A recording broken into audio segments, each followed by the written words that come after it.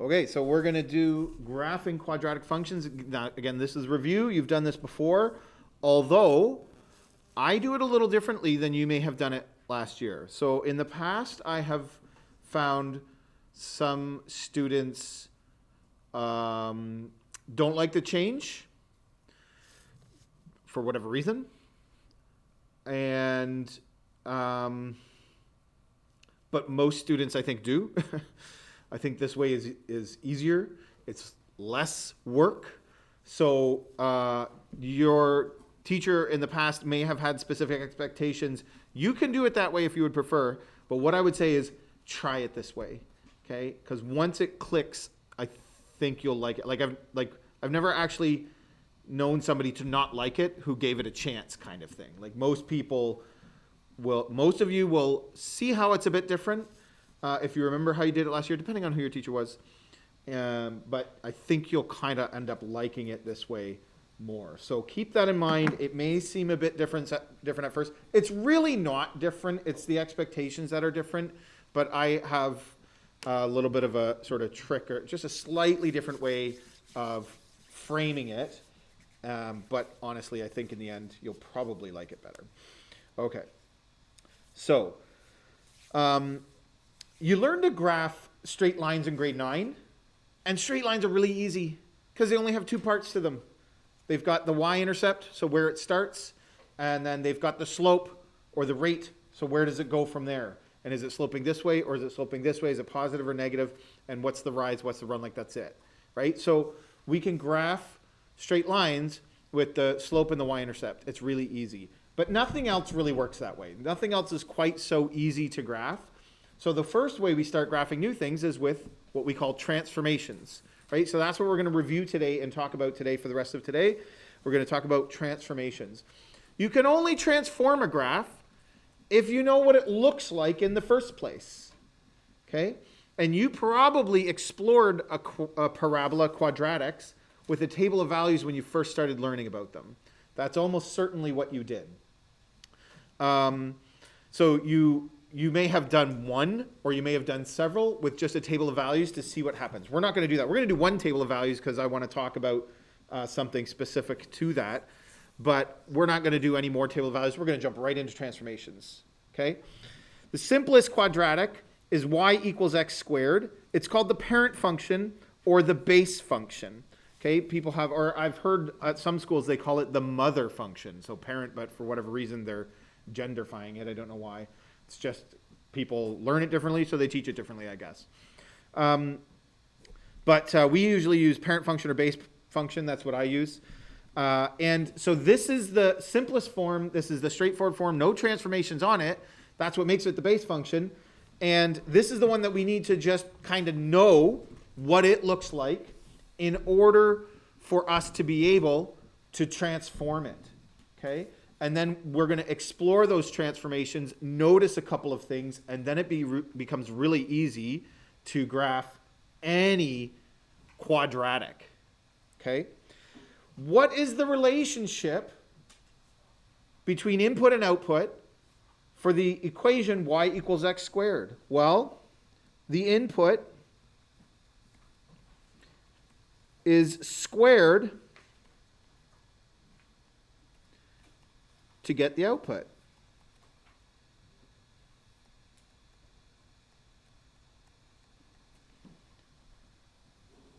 That's what that means.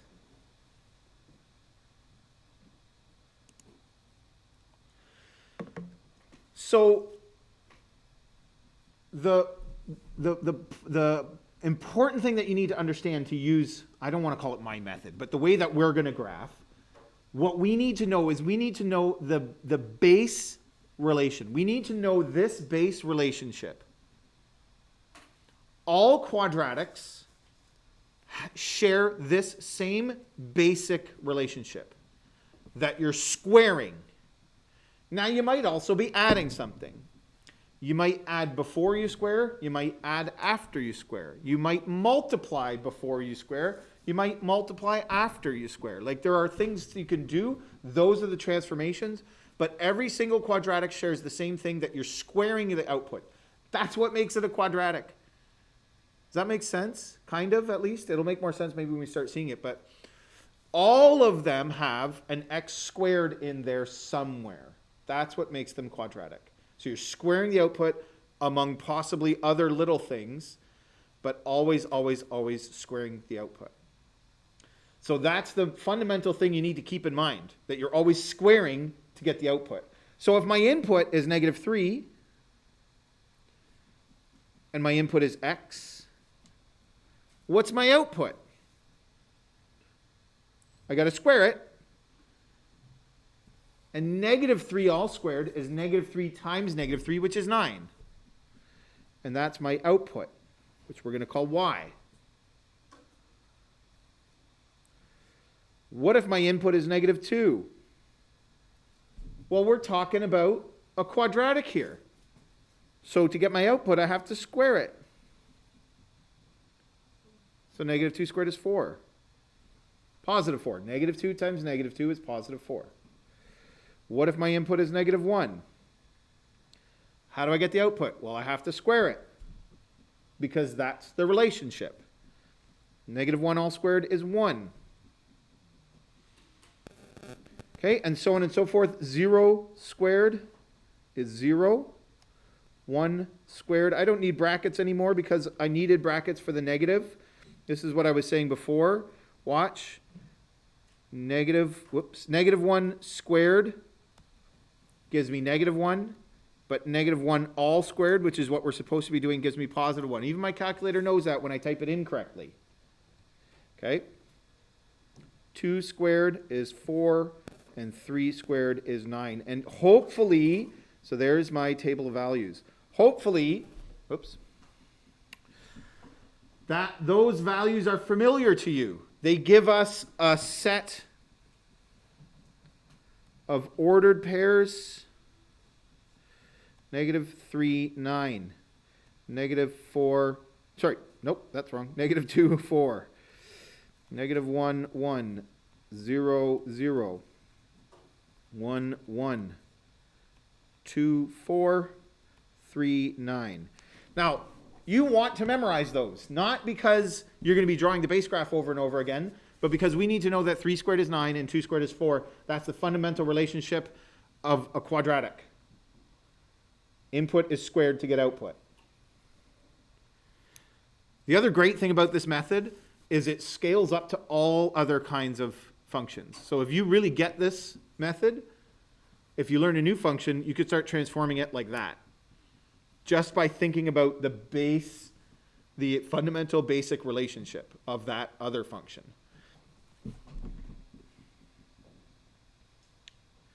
So I've got all these ordered pairs, and I want to just get familiar with those. Do you remember those? Like, did you do them enough that you kind of remember them from grade 10? Yeah, some of you at least. Okay, so now we're going to graph them. So negative 3 and positive 9. Negative 2 and positive 4. Negative 1 and positive 1. 0, 0. 1, 1. 2, 4. Notice how I'm always going back to the origin and counting over 3 and up 9 from there, right?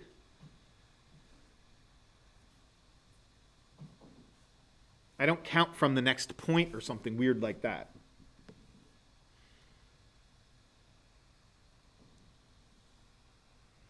Okay, then we're drawing a smooth curve.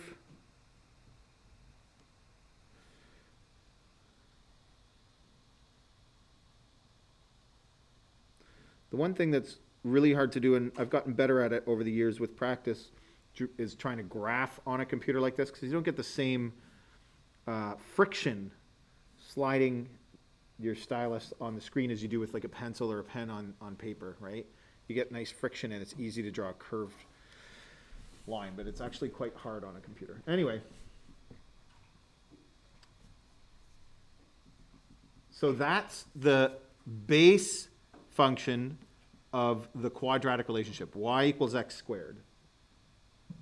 The fact that it's squared defines that parabola shape, because even if I go into the negatives, when I square a negative, it makes it positive, so I'm still going up, right?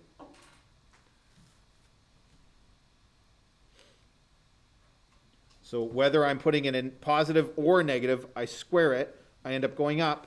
Negative 2 squared is the same as positive 2 squared.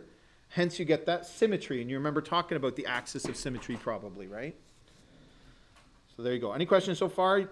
You remember this? We've already talked a little bit about parabolas, so you remember them a little bit at least. Okay? And like I said, you want to just remember those values. 3 squared is 9, 2 squared is 4, 1 squared is 1, 0 squared is 0. And I graphed them in order that the table was in, but we usually sort of think about, we're going to think about graphing this point first. It's almost like where the parabola is growing out of. It's an important point in terms of applications. So it's a good thing it has a name. Who remembers the name of that point? Anybody?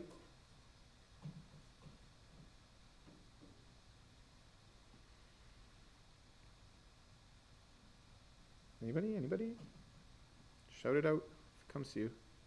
Starts with a V. Got it. It's called the vertex, right? So our method is going to be very based on the vertex.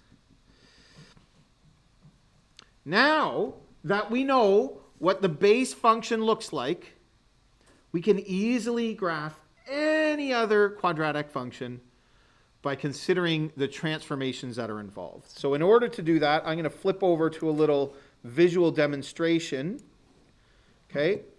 And notice that I have the equation y equals x squared. This is the base function. We just did that. So I can zoom in here, and we see I went over 1 up 1 on both sides, over 2 up 4 on both sides, over 3 up 9 on both sides. Why did I do that? Because 3 squared is 9.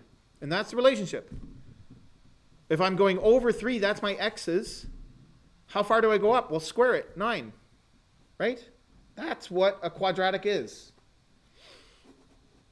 Now, what if I change one of these values? Which one should we start with? Which one is the note starts with A, so let's change A. So A is this value here, out front. So watch what happens if I drag it to, let's say, a 2. So now I've got this A value out front. So I'm looking at this here, okay? A. What is A doing?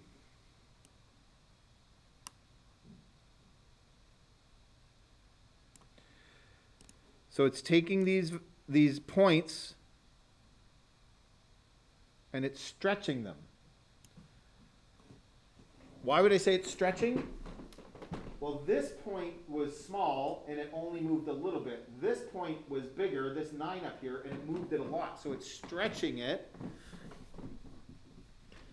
It's not moving the whole thing, and it's changing the shape of it. Makes it look skinnier, or I can make it look less skinny, sort of wider. So it's stretching it. What is it not changing?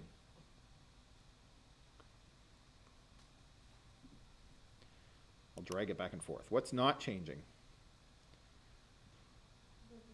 The vertex. Right? That's important to realize. What happens if I make it negative? Who remembers from last year? Flips the other way, doesn't it? But then otherwise does the same thing.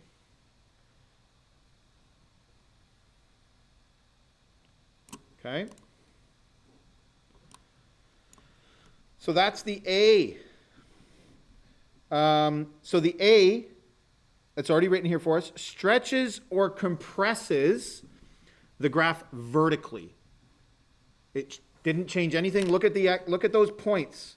Whoops. So I'm sort of looking at these points. When I stretch it, see how you get those green lines? It's looking at this point relative to sort of where it came from. So none of them are moving side to side. They're all just moving up and down. That's what the A does. Okay. So A stretches or compresses the graph vertically if, so write this down, A is negative.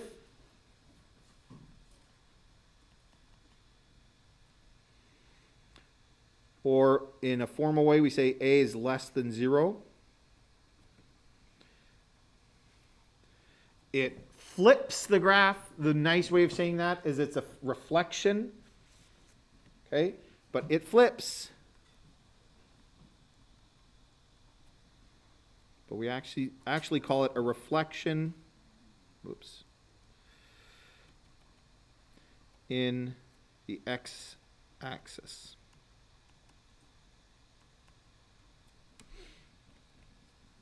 If A is small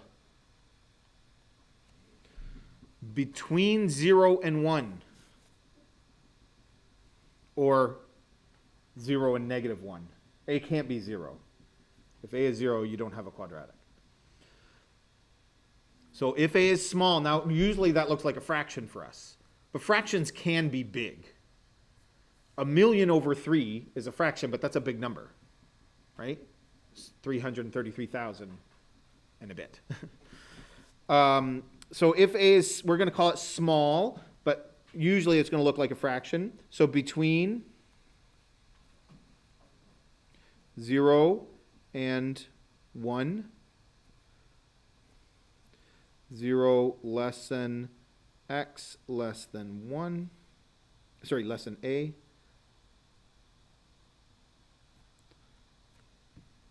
It's a compression.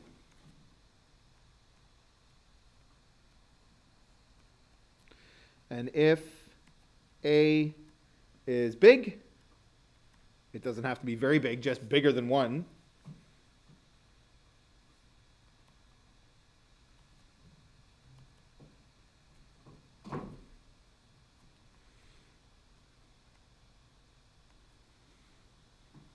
It stretches.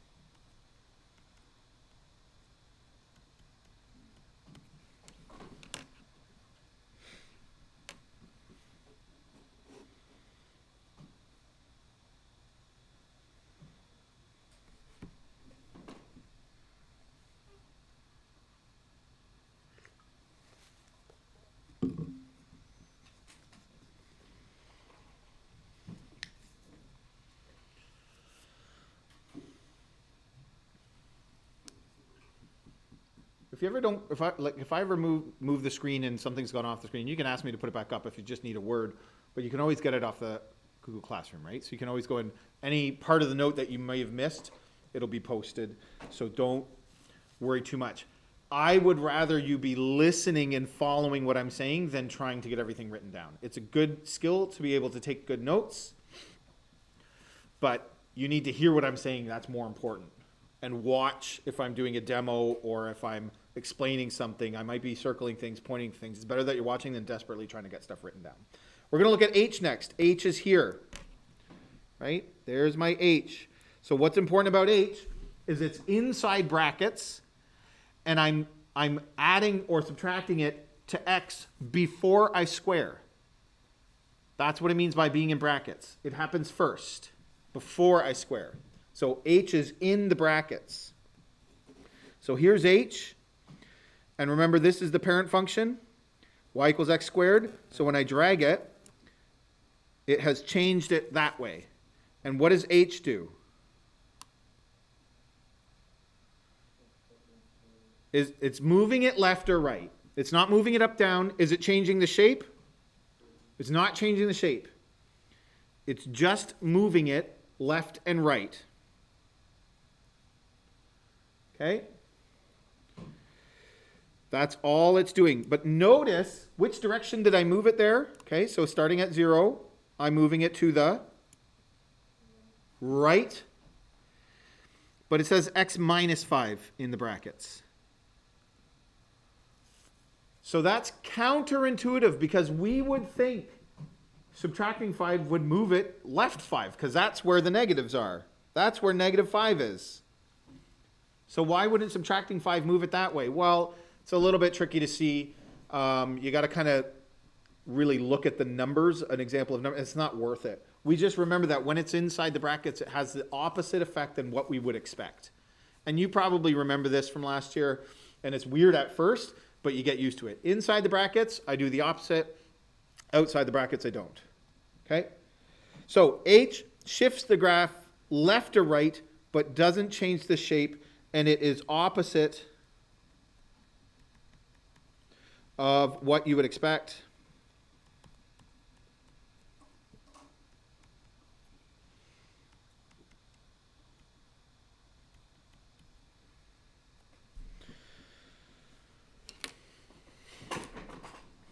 And it seems strange at first, but if you practice enough, you just get used to it. It's not a big deal.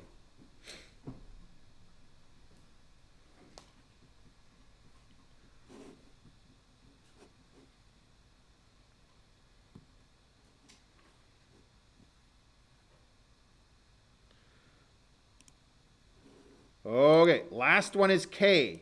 K is here outside of the brackets, adding or subtracting. A is multiplying. H is adding, subtracting inside the brackets before squaring. K is adding or subtracting outside the brackets after squaring. Do you understand what I mean by before or after? It's like bedmass kind of thing. Okay, here's K. So watch what happens. Now I'm x plus 1. X plus 2, x plus 3, x plus 4. See how it's outside the brackets? And what is it doing? Moving it up. And then down. So minus 5, take a look. Where did the vertex end up? At negative 5. Not only does it move it down, but it moves it down by the number that it is. So minus 5 is down 5. And every point moved down 5. This one moved down 5. 1, 2, 3, 4, 5. This one moved down 5. 1, 2, 3, 4, 5. All the points of the base function moved down 5. Okay, or up 3. Okay, so we call this a vertical shift up or down. But it does not move it left, right, and it does not change the shape. Any questions so far?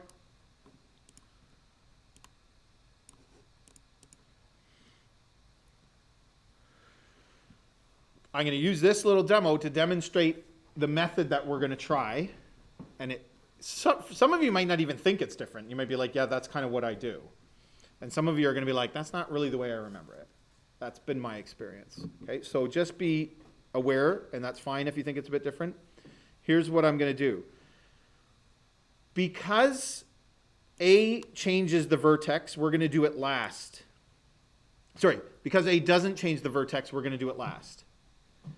So watch what happens. Let's say I subtract 2, I move it over 2, and then I move it up 3. Well, that's way too much junk on there. So I took the whole thing, I moved it over 2, and I moved it up 3. And see how the vertex has gone over 2 and up 3? And see how from the vertex, I still have that same pattern. Where if my output is 1, I square it and I go up 1. If my output is 2, I square it and I go up 4. If my output is 3, I square it and I go up 9. Do you see that? Because I haven't changed the shape. From the vertex, it's still that same pattern. Why? Because it's y equals x squared.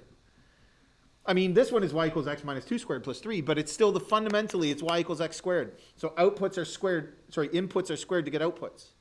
Always, always, always. So I can quickly look at this 2 and this 3 and figure out where the vertex is. And from there, I can find the other points. But what if there's a stretch? Well, look, and when I went over 1, I squared, I go up 1, but instead I went up 2. Why? Because I multiplied by 2. When I go over 2, I would square it, and I would go up 4 to get there, but instead I go up 8. Why? Because 4 times 2 is 8. So you double how far you're going up from the vertex. And now you've got your points and you're done. And that's how we're going to try to do this. Okay? So again, delete that. I can shift. This time I shifted left. I'm going to shift down. But I haven't changed any of the points yet. It's still over 1, up 1. Over 2, from the vertex, over 2, up 4, over 3, up 9. And then if I have an A, from there I'm going to stretch it. Or what if A was negative? Well, then I would be going down, but same thing, I'd be stretching down.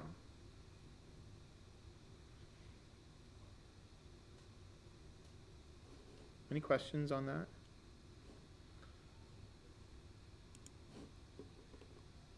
Okay, let's do a couple. So you should be looking on the back now. And then I'm going to break and let you try a couple from the practice, and then we'll do a couple more together as well.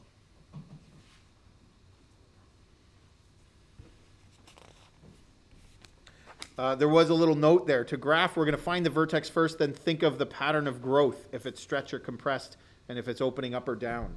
So that's how we're going to do this.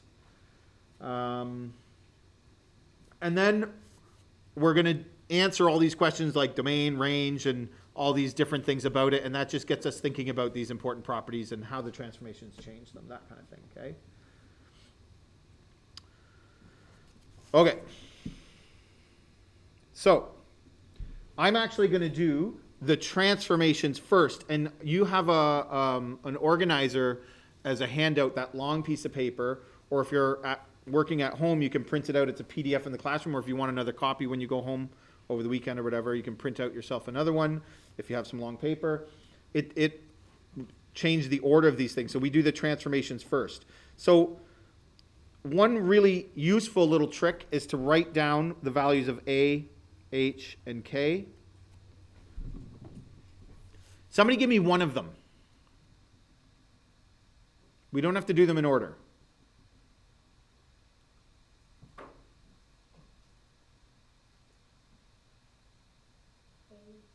K is 2. Very good, because this is K, isn't it? It's the number outside the brackets that you're adding. Now, what about H? It says plus 3. That means H is negative 3. Because we're going left 3. Plus 3 inside the brackets is going left 3. So what's A?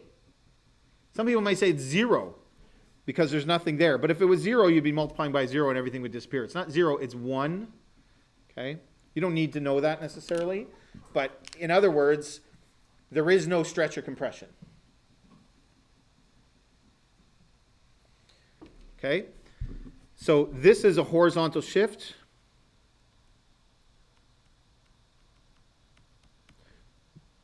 No stretch. And this is a vertical shift. Because K moves it up, down, H moves it left, right.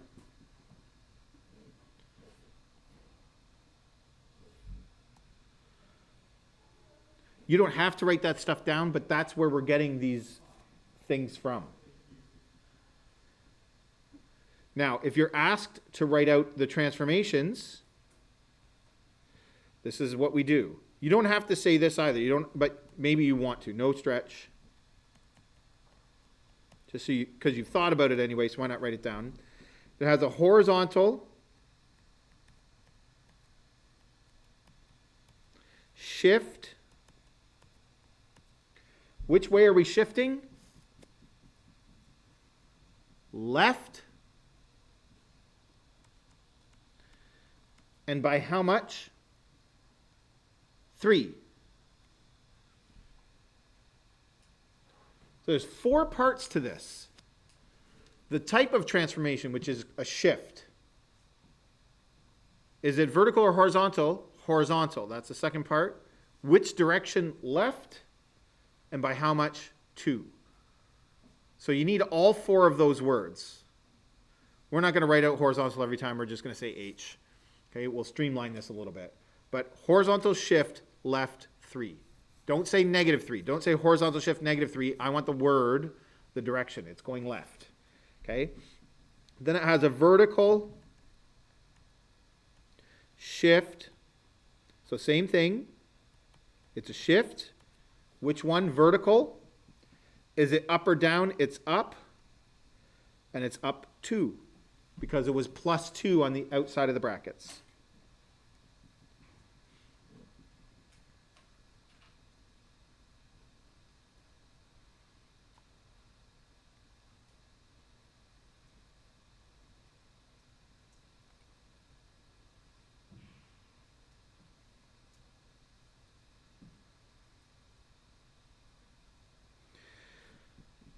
Okay, so if I'm shifting left 3, the x value of my vertex is negative 3. If I'm shifting up 2, the y value of my vertex is positive 2. The direction of opening is, was it flipped?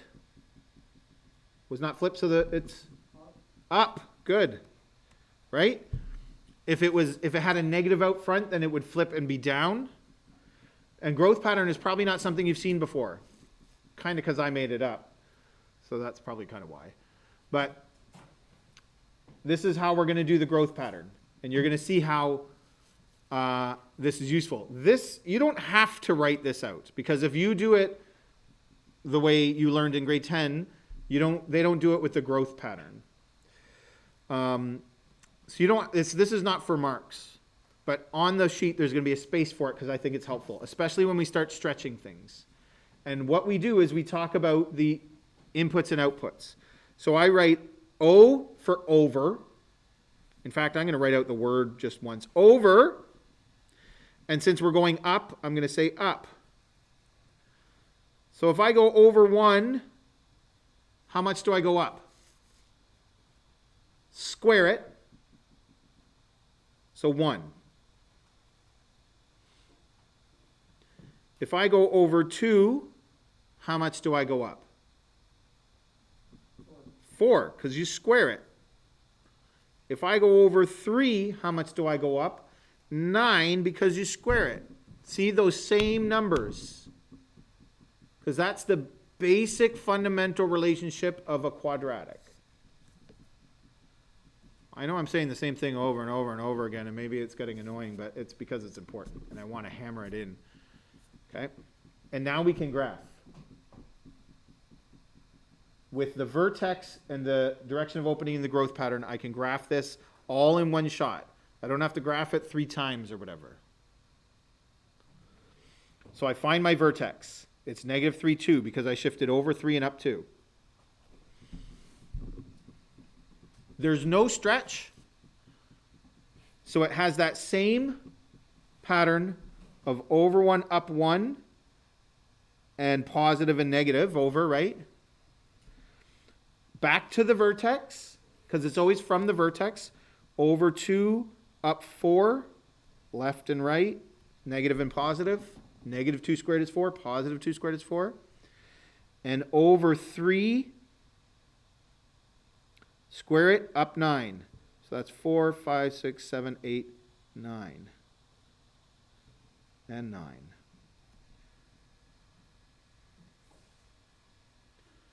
Where would be the next point?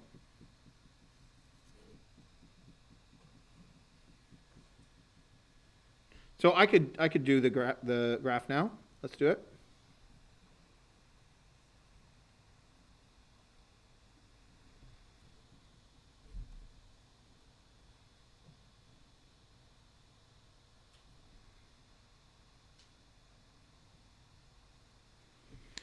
What if I wanted another point? So I'd be going over 4. I'd go up 16 because you square it. See how easy it is to find new points? I don't need to know where the point was before. I just go over 4 and square it. So that's going to be up to 18 because I'm starting at 2. So I'm adding 16, which is up to 18. So I could even add these 2 more points. You don't have to. Our rule is get those 7 points on if you can. Sometimes 2 of the points stretch off the page, but you hopefully can fit those 7 points on. But if you want to do more, go for it. Otherwise, you just stop and put arrows on it.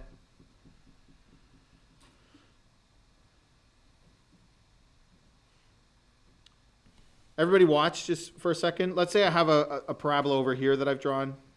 This is what people do. So I'm going to do that a bit nicer. Let's say 1, 2, 3, 1, 2, 3. Those are my last 2 points, and then my vertex is down there somewhere. Okay, that wasn't perfect, but that's fine. So people get their 7 points really nicely. Okay, so I got points, and I got points. And then they do this, and then they go, okay, and I'll just finish this graph off like that. And you're like, what happened? That's not what a parabola looks like. I don't know why some people do this, but they want it to keep going and they turn it for some reason. So don't do that. Or the other thing people do is this. They turn them in. Well, this is no longer a function. So that's kind of a big deal. But that's not what parabolas do. They keep going smoothly in the same direction. So either find new points and do it right, or stop and put arrows on it. You know what I mean? Don't keep going. Because even if you keep going and you cross the next line too soon, that's technically wrong. So unless you know where the next points are, it's probably better off just stopping.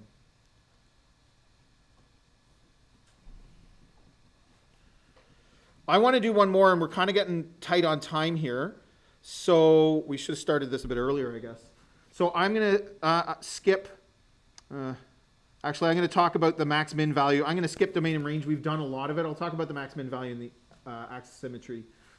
But then I'll let you fill in the rest, and it'll be online if you want to check your answers. And you're going to be doing a lot of it for your homework, so I think that's okay. Does this have a max value or a min value? This is a tricky question because some people say one thing and some people say the other. Your intuition kind of, half the people are wrong. It has a minimum, that's correct. Why would some people think it has a max? Because their arrows are pointing up, so they think it's getting bigger, so it's like maximizing, I think, is what they think. It's getting bigger, that's a maximum. But no, it has no maximum because it's going to keep going. It doesn't have a max value of 100 because it's going to go to 101. It has a minimum value. That's like the range. It's the same thing as the range that we were talking about before. It has a minimum y value that it'll never go below. So when you're asked for the max min value, you have to say min. You have to say which one it is, and then you have to say what the value is as well. It's 2. And it's always going to be the y value of the vertex, because the vertex is always where it turns and becomes a min or a max. Equation of the axis of symmetry. Where's the axis of symmetry? So that's where I can draw a straight line and cut it in half where it's symmetrical. Oops. So that's here. Right? From here, I go left 1 and up 1 and right 1 and up 1. Left 2 and up 4, right 2 and up 4. So it's symmetrical. It's always through the vertex. And the way we write it is x equals, and then we just write the x value of the vertex. But it's got to say x equals because it's an equation. Okay, we're going to do one more and then take a break, and then we'll do some more together again after.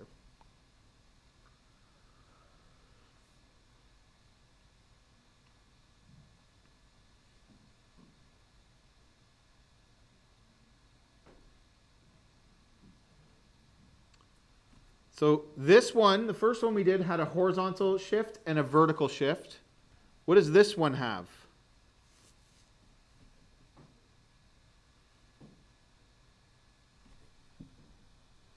So it's got a vertical shift again because that number is outside the brackets. There are no brackets, so there's no h value in the brackets. So there's no horizontal shift. And what is this? That's an a value. That's a stretch or compression. Right? In this case, it's a stretch. So a is 2, h is actually 0, and k is -4. Again, you don't have to write this. That's why I'm doing it in green. You don't have to list these. You might, when you're just starting and getting used to this, to force yourself to be, like, some people don't get, I don't understand why it's going right 3. Like, some people just don't quite make that connection right away. It's because of the h value. Or it's because of the k value. So that's why writing these down can help us really hammer that into our brains. A is 2, so that's a stretch. No horizontal shift, and we have a vertical shift. Okay, so going down to the transformations, we have a vertical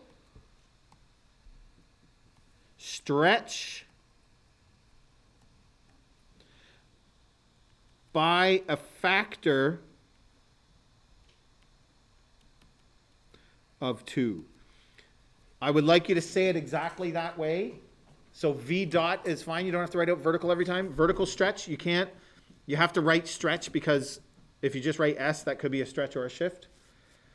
Vertical stretch by a factor of 2. Not just by 2. It's got to be a factor of 2. It's kind of important. It's kind of nitpicky, but it's actually important. No horizontal shift. You don't have to write that. But you can if you like. And a vertical shift down. Notice how I'm not saying -4. Down 4.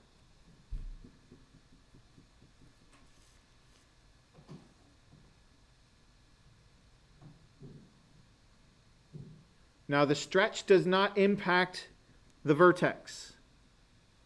So if I'm not shifting left or right because there's no horizontal shift, then the x value of my vertex is just 0. It's not moving. If I'm shifting down 4, then the y value of my vertex is -4.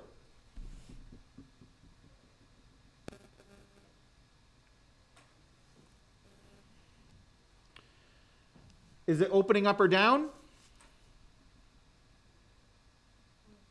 Up, because it has no flip.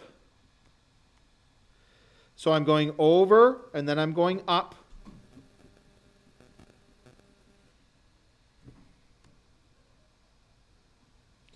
Over 1, up 1. Over 2, up. 2 squared is 4. Over 3, up. 3 squared is 9. But what haven't we taken into account yet?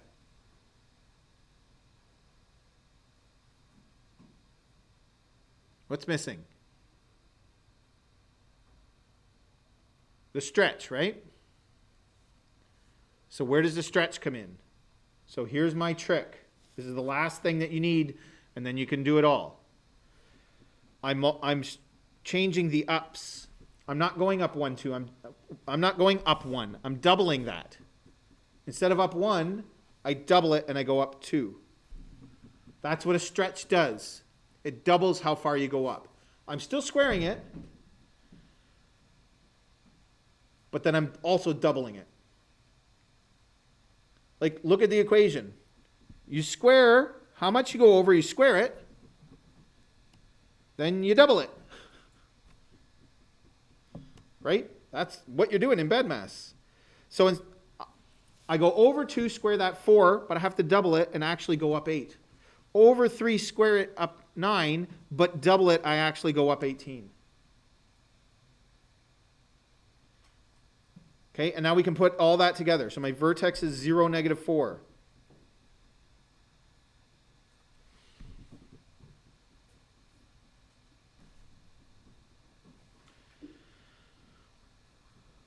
So I want you to watch for a second.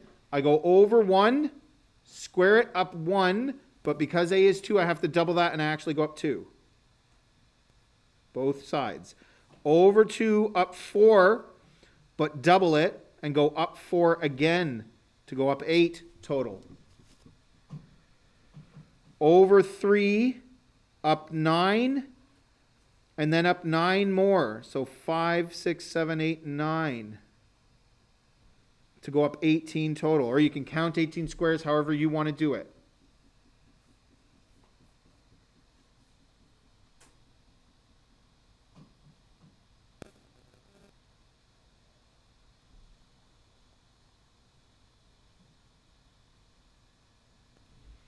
Okay, and then just stop and put arrows on it.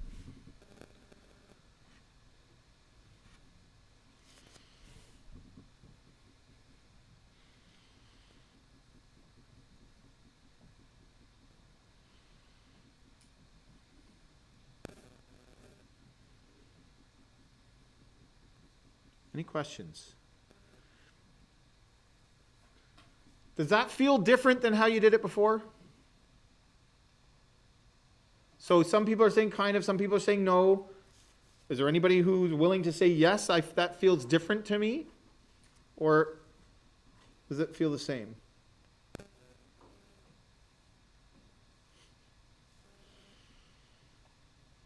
Okay, I want you to just put your pencil down and watch something. I don't really want you to copy this down, but this is what would have happened. Because I think it'll muck up your graph if you write it down, and I can just erase it afterwards. I would have gone over 1 and up 1, I would have gone over 2 and up 4. I would have gone over 3 and up 9. Right? So going up 4 is this far, but I stretched it up to there. That's what the 2 does. And if I just use the growth pattern, thinking about the first relationship, I always square it. But I have to double those because we're stretching. Then you don't have to actually draw the other one. You can just draw one graph.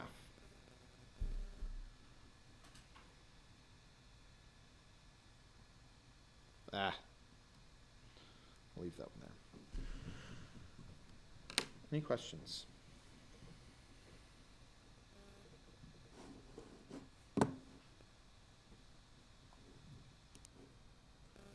Okay, I'm going to show you one thing. This is what I want you to do first. Before we start actually graphing them by hand, I want you to try something. You're going to need your Chromebook for this. It won't really work on a phone. You can get your Chromebook out in a second. I want you to watch.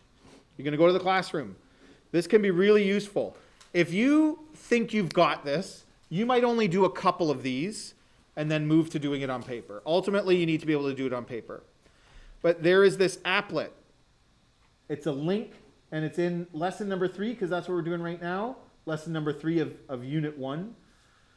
And you're going to click it, and it's going to open, obviously, hopefully it still works. I didn't actually test it this morning, but no reason why it wouldn't. Okay? And you're going to get this, something that looks like this. You have to click to actually make it start. Let me just make sure it's all the way in the video so everybody can, see the whole thing.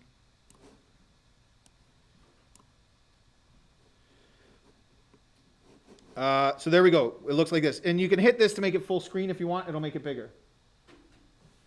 So everybody's going to start with the same one. I'm going to click new until, actually, no, I can do this.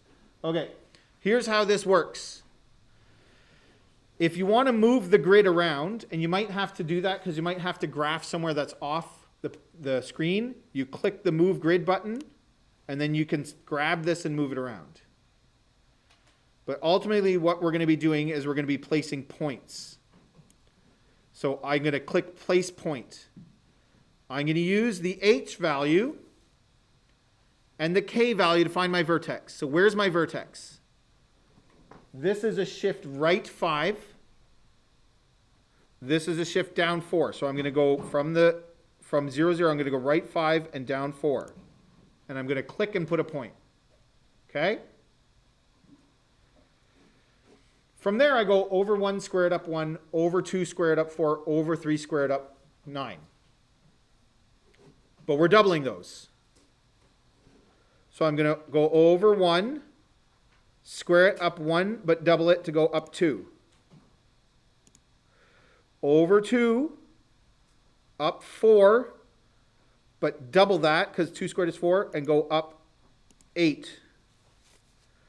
Over 3, square it, that's up 9, but then 9, but then double that and go up 18. If you hit reset, it'll delete all your points and you can start again with the same equation. If you hit new, it's going to give you a new equation and it's going to clear everything. When you think you have it, you click check. Look at that. I got it, because it goes perfectly through all the points. Now, maybe one of your points was like off by a bit because you miscounted, because it's going to be a little bit hard to count on the screen. That's okay. If you just miscounted, it's not a big deal, right? But the reason why applets like this are so awesome is because it gives you really good feedback that you're getting the graph in the right spot. Instead of just trying to look at the solution online and you're like, well, my graph looks kind of like that, but I don't know if it's exactly the same. This is going to show you if you nailed it or not. Okay? And then I can click new. And you can keep clicking new until you find an easier one that you like. This one's easy. It's just down 5. Okay, so I'm going to click move grid to move the grid over a bit. Place point. And what if I thought this was up 5? And then I go over 1, square it up, over 2, square it up. And I did that. And then I check. Whoa, well, I'm really wrong. I thought that was the opposite. But it's inside the brackets that's opposite, right? So you get that feedback that what you've done is wrong. So I want you to try this for probably about 10 or 15 minutes at least. Then we're going to be on nutrition break. But if you think you've got it and you're ready to move to paper, you can try that, or you can keep moving this. The practice is 1, 2, 3, 4, 5, 6, 7, 8, 9, 10, 11 of these. We're going to do a couple more together this afternoon. We're not doing anything else new today. We're going to do a couple more of these together. And then you'll have some time this afternoon to do a bunch of these and then finish the rest at home, I suppose. We'll see if we can fit one or two more in a reasonable amount of time. We'll do at least this one because, like I said, it's got a couple of different things to it compared to the other two that we've done so far. So let's get started. So, again, if you want, you can write out the A, the H, and the K.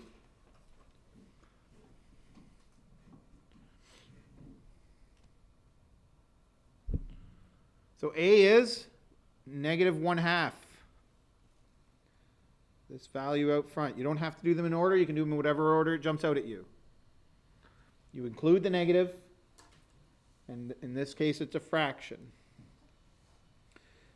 H comes from inside the bracket. So if it's x plus 1, H is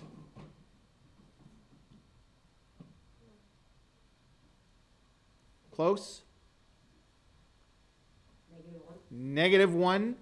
Now, I'm not marking this. So if you wrote H as 1, and then when you did the transformation, you shifted it to the left, like you're supposed to, you're going to get full marks. I'm worried about the parabola. Technically speaking, H is -1. Okay? But the most important thing is that you know that x plus 1 means we're going left. Okay? We would think it would be right because that's where the pluses are. Turns out it has the opposite effect. And K is? There isn't a K, so it's 0 because I could do plus 0, right? Plus 0 is the same as doing nothing. So it is actually considered to be 0. Again, you could just leave it blank because I'm not marking that. You could just leave the K blank because there isn't one. And if there's no K value, what does that mean? That means there's no vertical shift, right? No vertical shift. So now I'm going to go down and I'm going to do the transformations. And we do have 3 that we have to write out. The first one is there's the negative sign, right? This is one of the things that we haven't seen yet in our examples. This negative out front. A negative H just means we're shifting a particular direction, but a negative A means something different. So a negative A means we're going to be flipping it. But we don't say flipped, we say reflection in the x-axis.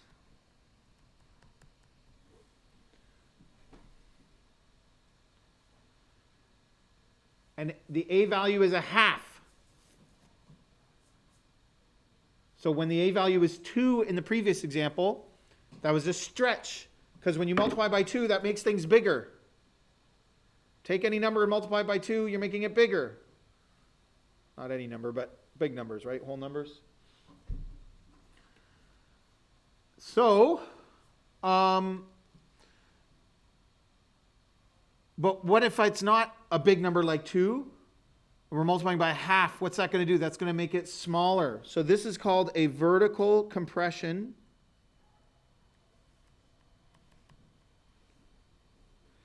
And again, it's by a factor.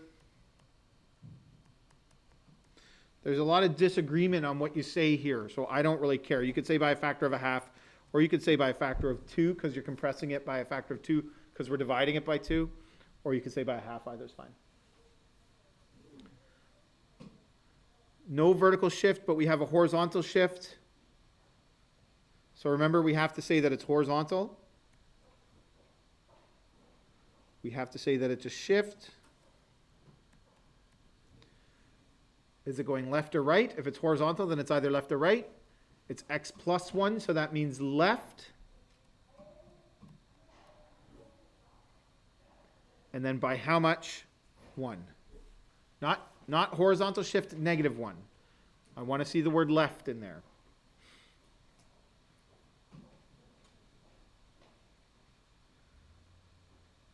So if my vertex is shifting left 1, the x value is 1, and it's not shifting up or down, so the y value is 0.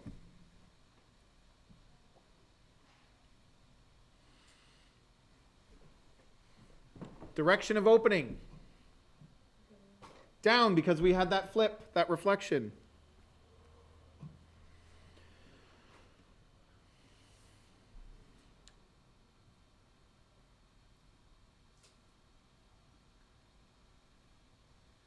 Do you understand why we get you to do this every single time you have to draw one of these? Or do you think it's just busy work and it's just a pain? You can be honest.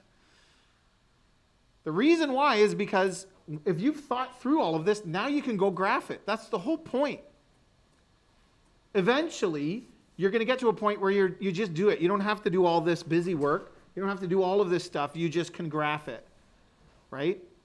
Eventually, you get to at that point. But I'm structuring the question in a way that sets you up to have identified all the stuff that we need to be able to graph this thing. That's why we do it. Now, the domain and range and the other stuff that comes afterwards, that's just practice. But that's why we do this. So now my growth pattern is over and then down because it's opening downwards. So if I go, so it's what's the relationship? Squared. Over 1, down 1. Over 2, down 4. Over 3, down 9.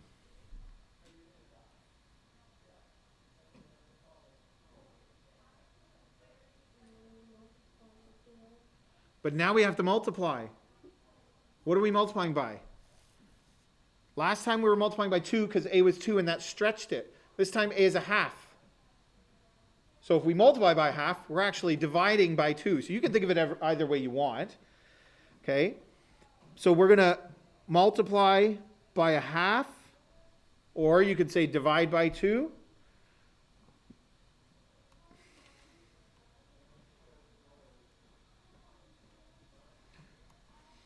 And 1 divided by 2 is, I'm going to do decimals, by the way, because decimals make more sense for graphing than fractions.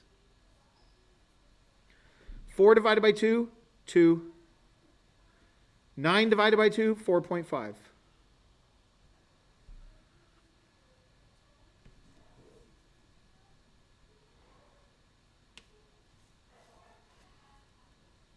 Okay.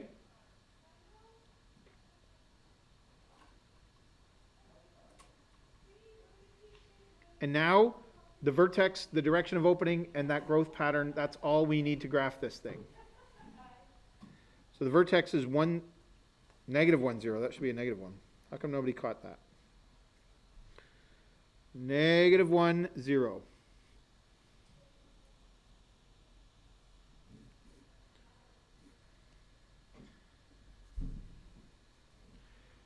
Normally I would go over 1, down 1, but I'm cutting that in half.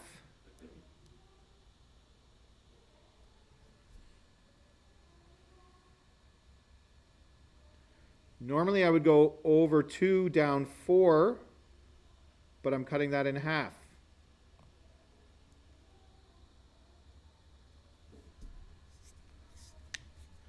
Normally I would go over 3, down 9,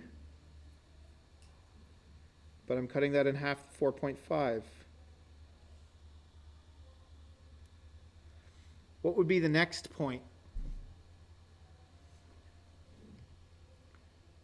Watch, if I went over 4, 4 squared is 16, but I go only half of that, so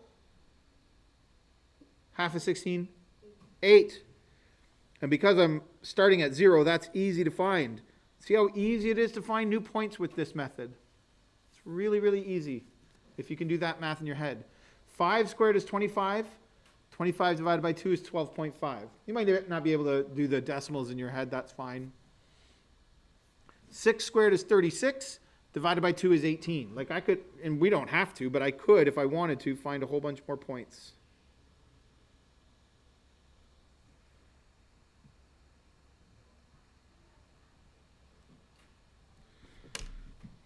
Nice graph.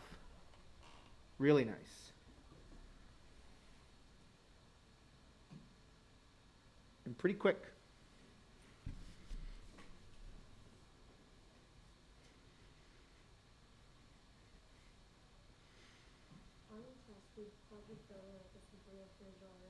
For some of them at least, yeah. Or sometimes what I do actually is I give you one that's already done to fill out the information, because the problem is if you can't graph it, then you can't do the information. Or the problem is if you graph it wrong and the information is different in an important way, then it's hard to give marks for that. So sometimes I actually split those questions up. But there might be one that you graph and do the information for or something like that as well. Oh, geez. I usually do 3 marks for a graph. Sort of 1 to get the vertex in the right spot, and then 1 to kind of get the other points more or less in the right spot, and then 1 like for the fact that arrows are there and the axes are drawn properly, because you will have to draw your own axes. I'm going to talk about that more in a second, and that kind of thing. So 3, maybe even 4 if it's a blank and you're drawing in the axes to make sure that everything's there, kind of thing. And then the transformations is probably worth 1 mark for all of them. Vertex, direction of opening, growth pattern. I don't know that that's really worth any marks because that's part of the graphing anyway. Max, min, and axis of symmetry together is probably 1 mark. And then domain and range might be 1 mark each. So it's at 1, 2, 3, 4, maybe about 8 marks per graph, something like that. 7 or 8 marks, depending on how tricky it is, I suppose. Okay, let's do the rest of them. So does this one have a max or a min? Does it have a max or a min? I heard a jumble of answers there. What do you think? Max because it's going down. So remember I said this last time. The last one had a minimum, but people might think it was a maximum because it's like maximizing, it's getting bigger. And then same thing for this one. People might think minimum because it's going down, so it's minimizing or something like that. Like we associate down with minimum, I think, is where that mistake comes from. But this actually has a max value, you're right, because it has a value that it never goes above. And what value is that? That's 0. So this one has a max of 0. And remember, that's always the y value of the vertex. And the equation of the axis of symmetry is x equals -1. That's always the x value of the vertex, and it's got to say x equals. What's the domain for every parabola? X is an element of the real numbers, XER. Range. So if it's got a maximum, it's always going to be lower than that maximum. So y is less than or equal to that max value of 0.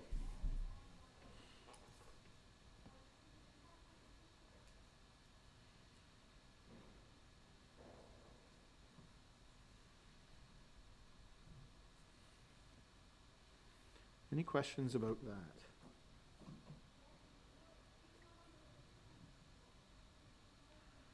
Are you sure? Now, I don't have an example on here because, I guess to save time, I've put all the axes on here. But take a look at where these axes are. See how they're not in the middle of the page? So same thing for your, is it this one? Yeah, this thing that you're going to be doing your homework on. It doesn't have the axes pre-drawn. You can't just always do the axes right in the middle. First of all, that's terrible because I didn't use a ruler and I didn't even make it on the grid lines. So when you're doing axes, you're going to use your ruler and you're going to line it up into the grid line and make sure that it's nicely done. And then switch your ruler around and same thing. But the problem with doing it like this, I just drew my axes in the middle. The problem with doing it like this is if I have a graph that's got a big stretch, these points are going to go way off the graph, right? They're not going to fit. That's why the x-axis is drawn down here. So in your homework, try to get in the habit of looking ahead. And if you have a stretch by a factor of 2 or 3, think about where you want to put your x-axis before you graph to make sure that you can get, does it have a flip? That kind of thing. okay? And put your x-axis in the right spot. Same thing with the y-axis. Notice how, because this one was shifting to the left, the y-axis is off to the side a little bit. But the grids are pretty big, so it's rare that you're going to have a problem. If you had a horizontal shift by 12, that might be a problem, but we don't usually do that. So think about where you're putting your axes on the page before you draw them and before you start graphing to make sure that you can fit all 7 points on there. The only time you might not be able to fit 7 points is if it has a stretch by a factor of 3. That's really the only time. I'm going to do this one really quickly without doing all the extra details, and then I'm going to give you a bunch of time to work. Maybe we'll come back and do one more if people still need some extra guidance, but hopefully you're feeling okay with this. Just watch me do it, and you can do it after, you can copy it down after or not. This is a horizontal shift, right? And which direction? To the right. And this is a vertical shift, and it's down. So I'm going right 4, down 3. There's my vertex, done. From there, I'm opening upwards, and I've got a stretch by a factor of 2. So I go over 1. 1 squared is 1, but I double it to 2. Over 2. 2 squared is 4, but I double it to 8. So 1, 2, 3, 4, 5, 6, 7, 8. Always starting back from the vertex. That's a mistake people make, is they think they're starting from the next point. But we're always starting from 0, which is where our vertex is. Okay, and then I'm going to do the same on the other side. 3 squared is 9. So that was 8 to there, so there's 9 there. But I'm doubling it, so I go up 9 more. 1, 2, 3, 4, 5, 6, 7, 8, 9. And then over here, 9.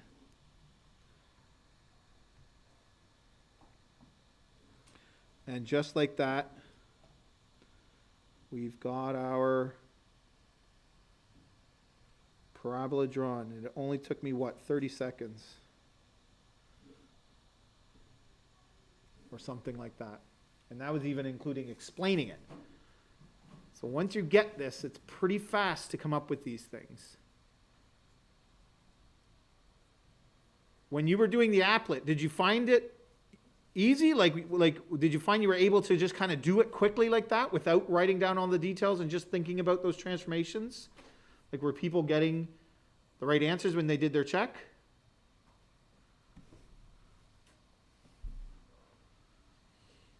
I'd be curious to know what people thought of it, if they thought it was helpful, or like if they were able to do it, or if they were making mistakes.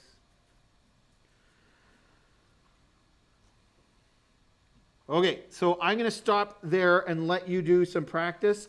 You can go do more of the applet if you want to try that a little bit more, but then I want you to get a few done on paper as well.